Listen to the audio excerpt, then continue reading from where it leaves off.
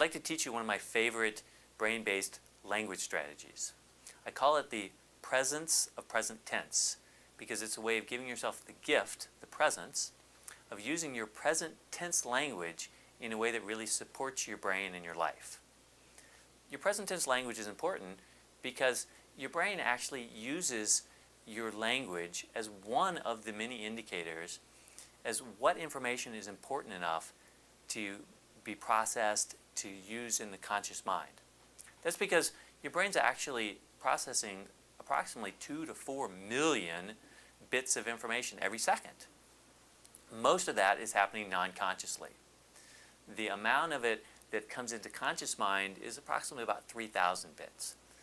That means for anything that comes into the conscious mind, something else has to be pushed out. The brain, therefore, has to really use logarithms, decision trees, to figure out what's important enough to be in the conscious mind.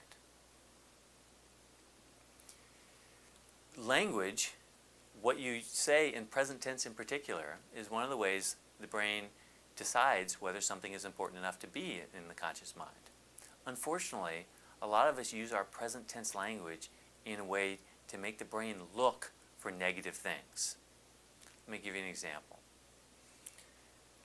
What if I say, I get really upset when I get cut off in traffic? Or,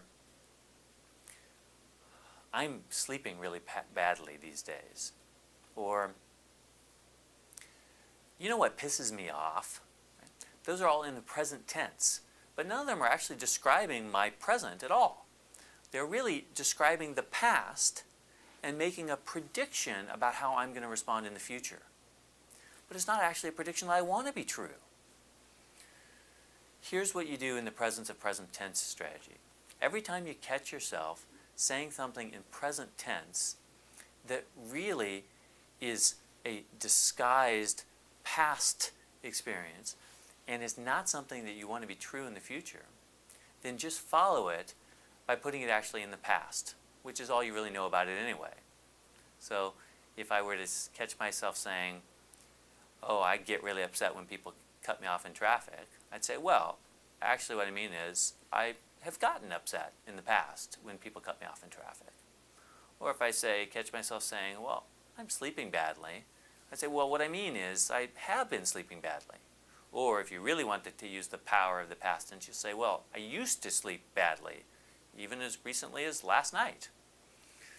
As silly as that sounds, it's very powerful because it doesn't make any prediction for the future. Therefore, your brain is now open to the possibility that tomorrow you might sleep well, or the next time somebody cuts me off in traffic, I might be fine with it. So give yourself the gift of using your present tense to support your brain and your future.